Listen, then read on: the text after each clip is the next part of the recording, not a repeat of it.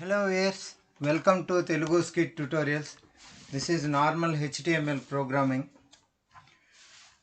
Today session 53 we are going to discuss about frames. What is frames? Why we use frames? So this is the topic today we are going to discuss.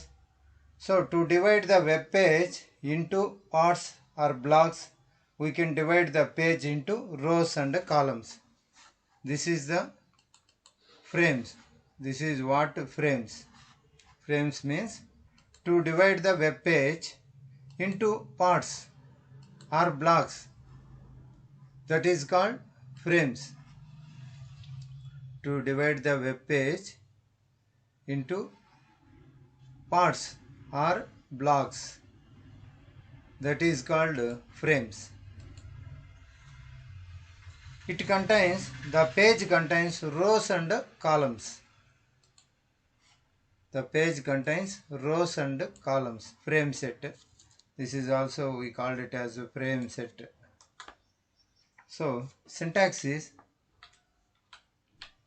syntax of frames. What syntax means?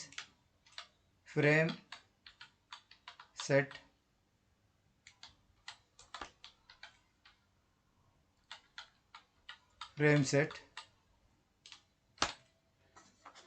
in between we have, in frames there is no, in frames there is no body. We should not use body tag inside the frames. This is the note. We must keep this in mind. Every HTML page contains a body. This we know. ప్రతి HTML బాడీని కలిగి ఉంటుంది. కానీ ఫ్రేమ్స్లో మాత్రం we should not use body tag inside the frames. We should not use body tag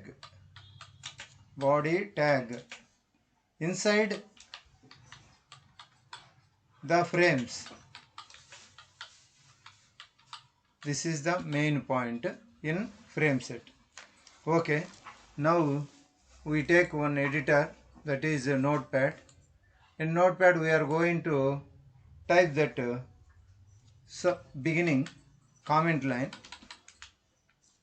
program on frame set.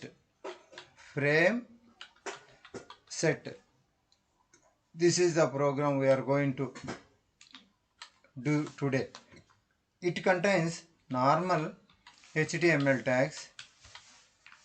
After this HTML head, after this title. In the title what we are going to type is frame set tag. This is the title of the web page, frame set tag. Now I am closing title.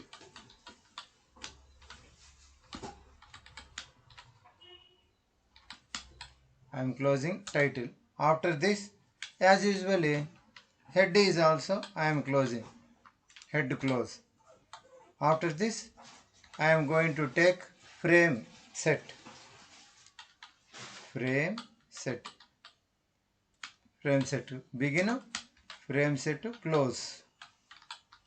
This ఇది మనకు తెలుసు అందరికీ. ఏంటంటే ప్రతి tag open అవుతే కన్నా HTMLలో close అవుతుంది అని చెప్పి తెలుసు.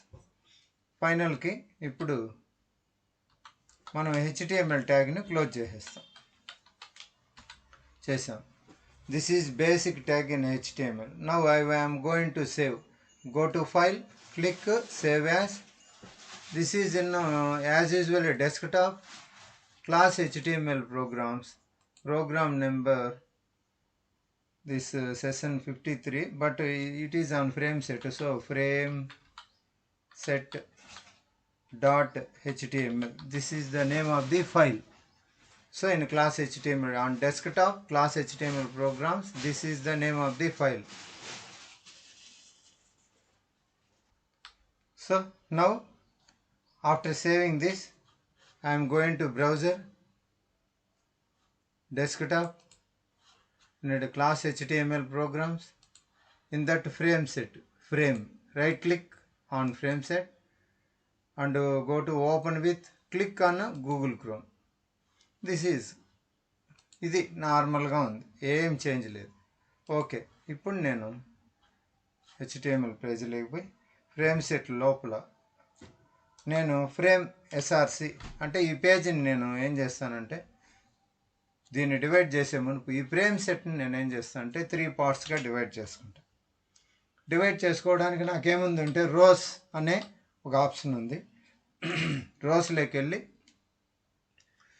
ఫస్ట్ దిస్ ఈజ్ 20%, అంటే దీన్ని 3 పార్ట్స్గా డివైడ్ చేస్తున్నాను. 20%, కామా సమ్ 70%, కామా 10% అని క్లోజ్ చేశాను.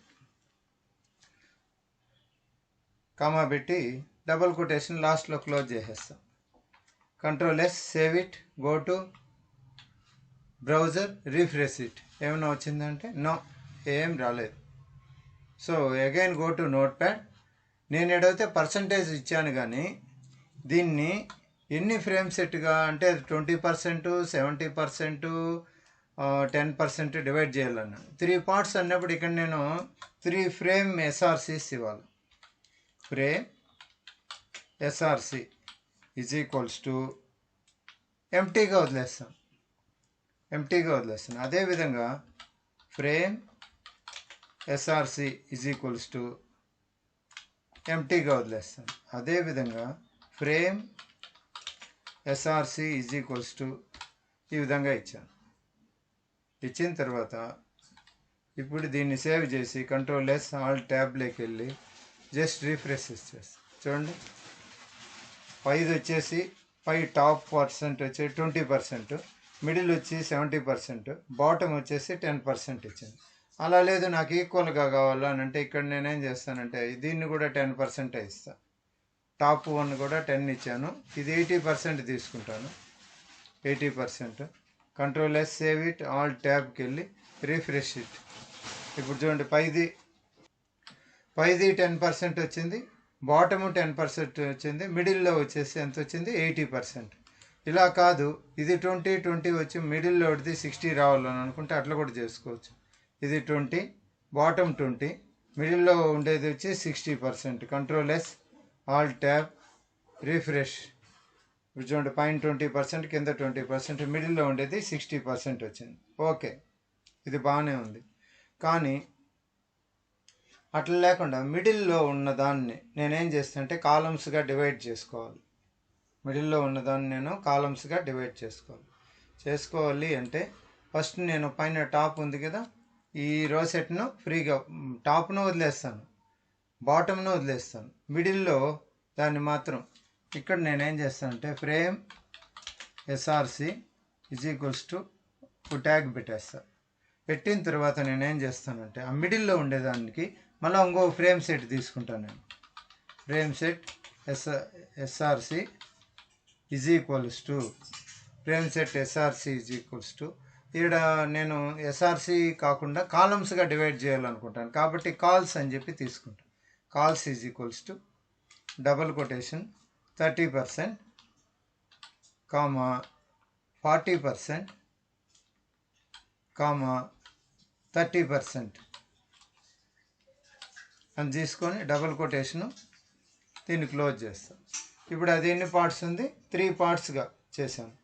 కాకపోతే దీన్ని ఏం చేయాలని నేను ఫ్రేమ్ సెట్ తీసుకున్నాను కదా, ఫ్రేమ్ సెట్ క్లోజ్ చేసేస్తాను. ఫ్రేమ్ సెట్ క్లోజ్ చేయాలి.